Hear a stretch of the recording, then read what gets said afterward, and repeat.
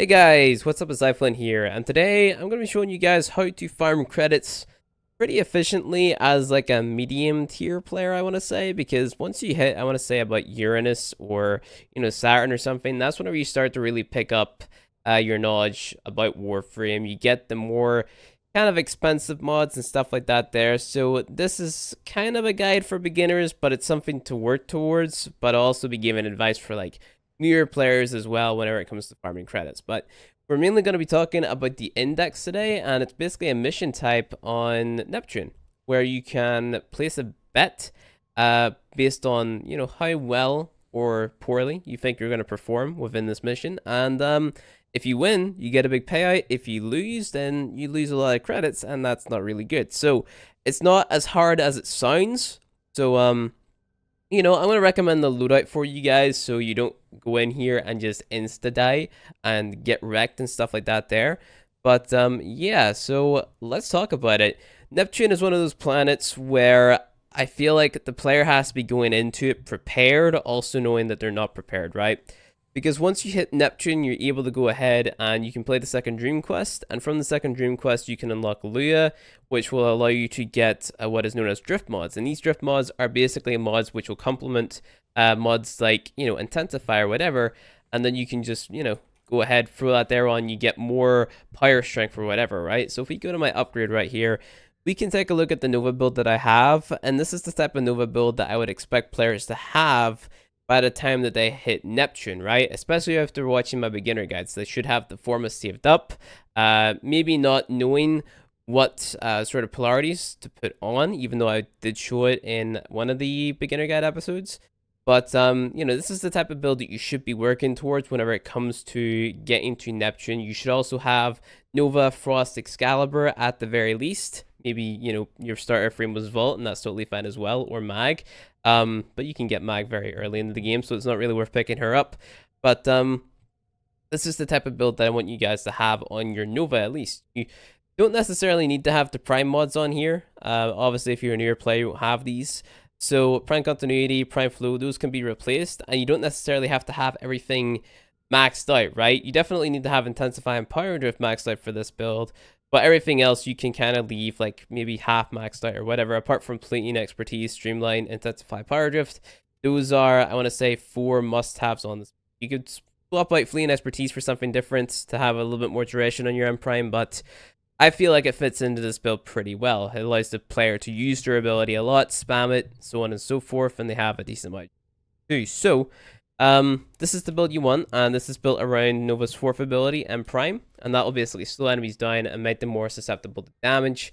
Moving on to the weapon that we're going to be using, I'm using the Hex Shotgun. This is a shotgun you can get at Master Rank 4. If you pair with the Steel Meridian Syndicate, you can get a mod which will give this 200% more multi-shot, basically giving you 2 times more damage, which is pretty cool on every shot. And this is the build that I like to run on it. Again, if you've been watching my beginner guides, this is the type of build that you should be working towards. These are the type of mods that you should be working towards getting. Again, you don't necessarily need to have the primed one, but the prime one will give you a decent benefit. And you can see the damage numbers on the left-hand side there. Now, you notice that I'm modding for magnetic damage and toxin damage. This is because we're going against the Corpus. And yeah, we don't want to lose. We want to deal a lot of damage. You also want to do the same on your secondary and your melee of choice. Personally, I run the Pandero and the Redeemer. The Pandero because it's just my favorite secondary at the moment. And then the Redeemer because it has like a ranged lifesteal on it with the mod called Lifestrike, right? So, your companion doesn't matter too much. Just run your favorite. And that's pretty much it. So, what happens when it comes to this mission, the index, is you're going to come here, Neptune. You're going to press the index, and you get 3 options, right? You can either invest 45k, 60k, or 75k, and you see the potential payout or profit, right? So you can get 135,000 profit, which will give you a 195,000 return for the mid tier. You get 120 return on the low tier, and you can get 275 on the high tier. Granted, the high tier is a lot harder, and it takes a lot longer too. So if you want to balance between, easy gameplay, doesn't take too long, you want to go with a medium tier, and you also get a decent reward from that there. So medium tier is what I recommend playing, and then we're just going to go ahead, jump into it, and show you how this game mode actually, how it plays, right? So you invest 60k, and we just jump in, and we have to capture, you know, basically these little points. Think of it kind of like kill confirm from Call of Duty, except you have to take the dog tags to like a capture point, right? So it might be a different tile set for you guys, but this should be relatively simple, especially with Nova, because you're able to slow the enemies down once you get the energy for it, right? So you're just gonna see these enemies here. All you want to do is shoot them, kill them, easy. They won't be one-shotted necessarily, and they also do deal a decent amount of damage too. But you see that little green orb right there? You want to go ahead, pick that there up, and then that will... It's basically your points, right? So once you have those points, and you can see them floating around you, you can see it in the top right-hand corner, just beside your shield bar. You can take these points, jump into the enemy's base, and then that is what's going to score points for you, right? So you have your wager target, which is 50 points. I don't think you necessarily have to hit the 50 points. You just have to make sure that you end this mission with more points than the annual corp, right? So you see the Tenno points, and you can see the annual corp points. Just make sure that you have more points than the annual corp, and you should be good to go. If you're playing this solo, you're going to have a few Warframe inspectors running around with you, and then that's totally fine. But you also want to defend. You want to make sure that, you know, the annual corp aren't winning, which is what I'm doing a very poor job of right now. But it's whatever. Use your abilities whenever you get the energy for it. Try to defend your base. Just play very aggressive. Obviously, right now, I can't really play too aggressive because I'm trying to explain this at the same time, but... You know, it's just how it goes, right? There's pickups around the map as well, like energy and health pickups as well. And you can also see the time left on the far left-hand corner of your screen as well. That's how long you have to basically score more points than the enemies. You don't actually have to hit that wager target or anything, because that's just, in my opinion, completely unnecessary, but it's totally fine too. So, let's just go ahead and end this, I guess. Or, I don't know, I'll probably cut this part of the video out, because, I mean, you guys don't have to watch me do this entire run. You just needed the explanation for how the game mode kind of works, so it's whatever, man. I think also quitting out will make it so that you lose your points too.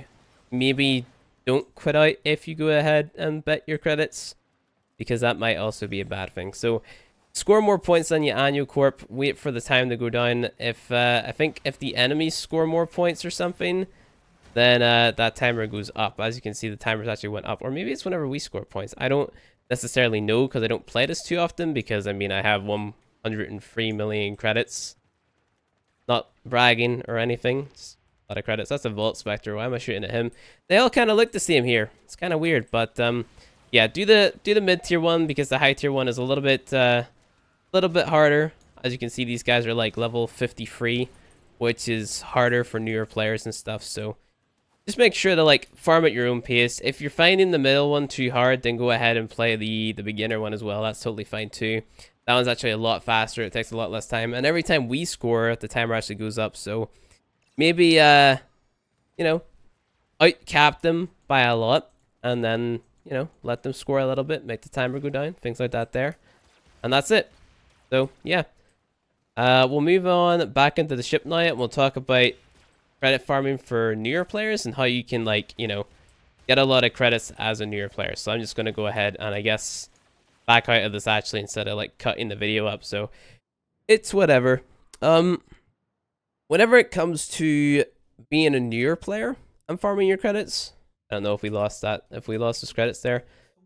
I don't necessarily know how much credits I had. I have, can I actually see it? Let's see. How do we get in the market? Let's see how many credits I have. I have 104 million credits and 2.6k platinum, and I don't even really sell anything. So otherwise I'd have a lot more platinum, but I don't really need it at the minute. But whenever it comes to farming credits as a newer player, what you want to do is make sure that your inventory is super clean, right? Because if you're playing this game properly and you're farming things up, like you're farming for, you know, your parts for your warframes and things like that there, then you're bound to have a stockpile of, like, let's say, mag chassis or, you know, Loki helmets or whatever. Just depends what warframe you're farming, right?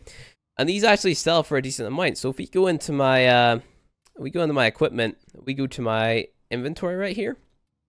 We type in, let's say we type in, what frame have I been farming for recently? I don't really know. If we go to maybe, can we find a tab? This one? It's this one, right? So miscellaneous tab, go here, and you can actually see that we have a bunch of ash blueprints right here, which we could sell for 3.5k a time, right? So I could sell 42 ash blueprints because I already have, you know, ash made. I can just sell these and get a decent amount of credits. I get 147,000 credits from just selling those, right? We can sell 51 of these, and then I get an extra couple of credits, right? 325,000 just from those. And we go with another 25 of the ash systems. There you go. And you just keep on doing that. So if you're a newer player and you're farming for your Warframes, make sure to keep your inventory clean. If you have spare blueprints of things that you've already crafted or things that you've already, you know, farmed up, just go ahead and sell them, right? Because there's no use hanging on to something that you're never, ever going to need. Just sell them for credits. Easy peasy. You know, even if, let's say you're just farming ALV for neural sensors, or you're farming Sargus Rock or Lich Krill for Orokin cells, you can get, you know, your frost stuff from Lich Krill. You can, or not frost stuff. Is it frost stuff? It's frost stuff. Yeah, it's frost stuff. You get your frost stuff from Lich Krill, and you can get your ember stuff from Sargus Rock. And that way you're farming resources, you're farming stalker marks, you're farming, you know, the credits from your Warframe parts that you may or may not already have, and things like that there. So definitely do that there. And also, if you're a newer player, try to do quick missions, right? Do excavation, do 2 excavators, and then leave, rinse, and repeat. Because sometimes the first 2 rotations of excavators can give you like a credit handout as well, which is pretty cool. So for the new players, farm up your Warframes, sell extra parts, and then do excavation missions, do 2 excavators, leave, and then restart it and do it again. And then that's how, you know, I would farm credits as a newer player. That's how I would do it personally. Elmo's song. Someone just subscribed on Twitch while I'm making a video. I hope this video doesn't get copyright strike now because of the Elmo song. But you know what? Someone subscribed while I was making a video, and I'm not going to restart it. So it's whatever. Elmo song. There we go.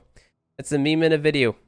That only on my channel. You'll only ever get that on my channel. I shit you not. But I think I'm going to end it there, guys, in case someone else resubscribes. I'll have to find out who that is and leave it in the comments section. But yeah, guys, thank you for watching this video. If you enjoyed it, go ahead, hit that like button below. If you want to see more of Elmo's song, go ahead and, you know, subscribe as well. Like the video if you liked it. Dislike it if you disliked it. Leave some feedback in the comment section. Tell me what you guys want to learn next within Warframe. And I guess I'll see you guys tomorrow. There's 500,000 credits right there. I bet you guys are jealous. I'm sorry. Sorry I did that to you. But anyway, guys, thanks for watching, and I'll see you guys next time.